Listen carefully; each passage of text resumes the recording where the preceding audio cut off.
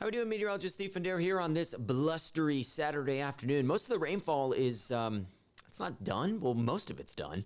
Still is some rain outside in spots of town here, but most of us doing okay here on our Saturday afternoon. We're kind of on the backside of this system as Ophelia, the actual center of the storm, is closer to home than where all the rainfall is. I mean, look at all of the rain associated with the system blanketing the northeastern United States and the mid-Atlantic, rain all the way up to New England and Boston.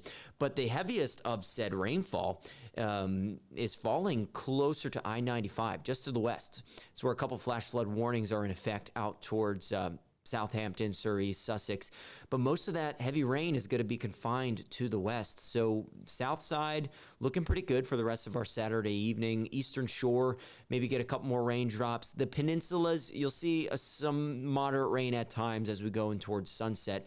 And most of the rain is really finishing up for the Outer Banks and northeastern North Carolina. So the heavy rain is going to focus up I-95 for the next several hours here, and then our chances for rainfall will be confined, let's say, parts of the middle Chesapeake Bay, out towards the middle peninsula and parts of the northern peninsula, even northern eastern shore as well. So that's really our rain chances, where our rain chances will live from now through the rest of our night, because Ophelia is going to be pulling away.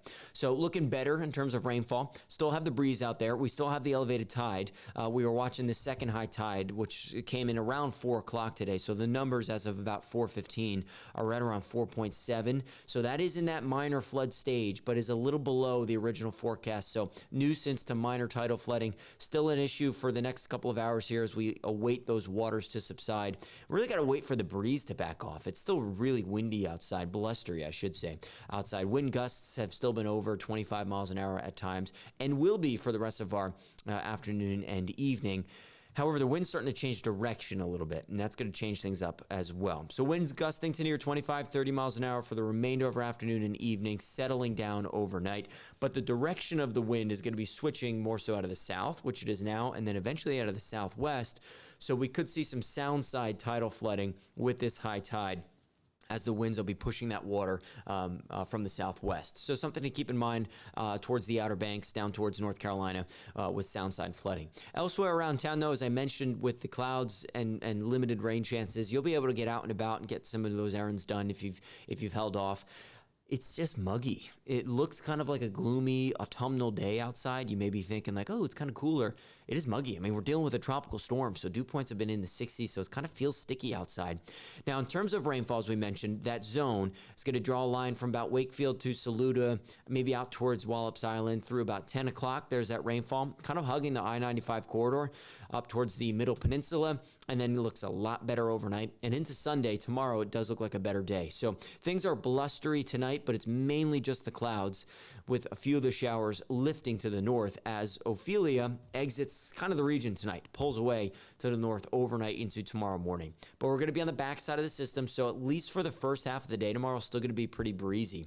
Into tonight, this is about 11:30. Winds still gusting to near 30-ish miles an hour. But again, as I mentioned, that direction is changing. It's out of the southwest. That's going to build up that sound side water levels with the high tide this afternoon and evening. But then into tomorrow with the breeze out of the west, it'll help drain things out, so to speak. So tides drop after tonight, and we don't see any more nuisance or minor or tidal flooding for tomorrow. We just have that morning breeze and some stubborn clouds, and things look a lot better as we go into our Sunday. We'll be able to get out and about. It stays pretty decent into Monday with Ophelia nearby, but we got a cool front dropping in the region on the backside of the system. So we're still going to have a northerly breeze, keeps the clouds around, and keeps our temperatures down into the 70s, and kind of sets up like a cloudy, almost gloomy week of weather, kind of muggy, but on the rather comfortable side with temperatures in the 70s here. So things are looking a whole lot better as we move into the night with Ophelia exiting the region here, and we'll hang on to the breeze through the nights. We'll see the water levels drop through the night, and then we'll see the rainfall exit the region.